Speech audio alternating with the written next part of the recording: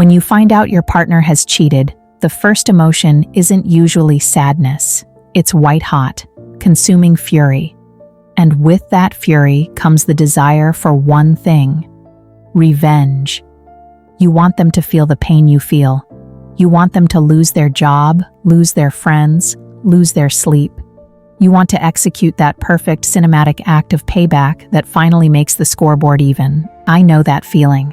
Every single person who has been betrayed has dreamed of that moment. Today, I want to tell you the story of Alex, who was utterly consumed by the idea of revenge and how he learned the devastating truth. Destructive revenge is a lie. It doesn't heal you. It only keeps you chained to the person who hurt you. But he eventually found the only revenge that works. Alex and Clara had a life people envied: a perfect shared apartment, travel plans, and a golden retriever. When Alex discovered Clara's affair, his world didn't just break, it became contaminated. The love turned instantly to venom. His initial plans for revenge were textbook: posting the evidence on social media, sending anonymous tips to her boss, trying to financially sabotage the lease. He spent weeks mapping out her destruction. He barely ate. He stopped sleeping. He was constantly refreshing her social media, looking for signs of her misery, searching for the perfect weapon. One night, fueled by 3 days of coffee and pure resentment, he pulled up his laptop. He had drafted a long, detailed email to her entire office, attaching screenshots of the affair. He hovered his finger over the send button, but then he paused. He looked down at his reflection in the dark screen. And what he saw wasn't a man about to win. He saw a man obsessed. He looked exhausted, haunted, and deeply unhappy. He realized that for 2 weeks, his entire life, his emotional energy, his focus, it had all been dedicated to her. He was still showing up for their relationship, but now his job was to manage its collapse and inflict pain. In that moment of clarity, Alex had a terrifying realization. She was still winning. Why? Because revenge is like handing the person who hurt you a remote control for your happiness.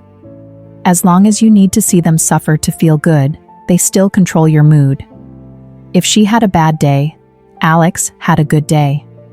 If she moved on quickly, Alex was instantly crushed. His entire emotional state was still dependent on her life. He closed the laptop without sending the email. He walked to the window and looked out at the city lights, making a solemn, desperate vow. The focus had to shift. He decided his ultimate revenge would be this.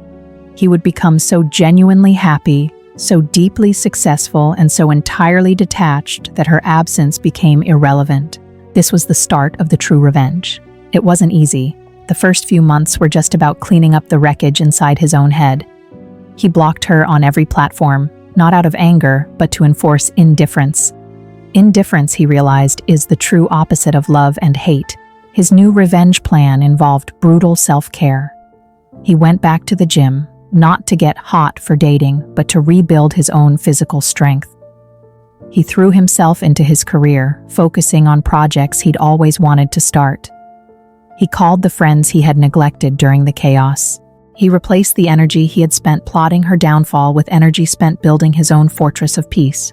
The victory didn't come in one moment, but in small, quiet shifts. One day, 6 months later, he was laughing with friends over dinner, genuinely happy when someone brought up Clara's name. For the first time, he didn't feel a jolt of pain or anger. He felt nothing. It was the first moment of true freedom. He realized the chains were gone. The ultimate, most powerful form of revenge is when the cheating partner realizes 2 things. They lost you. They didn't just lose a relationship, they lost someone who is now exponentially better, happier, and more successful without them. They can't hurt you anymore. They are completely powerless over your emotional state. Imagine the look on their face when they realize that the misery they thought they created only served as the catalyst for your best life. That you used their betrayal as the fuel to become the person they were never worthy of. That is the only payback that lasts. So, if you are looking for revenge, stop plotting destruction. Start plotting your ascension. Go to the gym, get a new degree, start that business, Build a life so incredible that when they look back, they don't see the heartbroken person they left behind. They see the thriving, peaceful, unreachable person they lost. That is how you win. You don't get revenge on them, you get revenge for yourself. You choose your peace. If this idea of true revenge resonated with you, hit the like button and tell me in the comments. What is the first positive step you are going to take to start building your best revenge? Don't forget to subscribe for more insights into healing and self-mastery.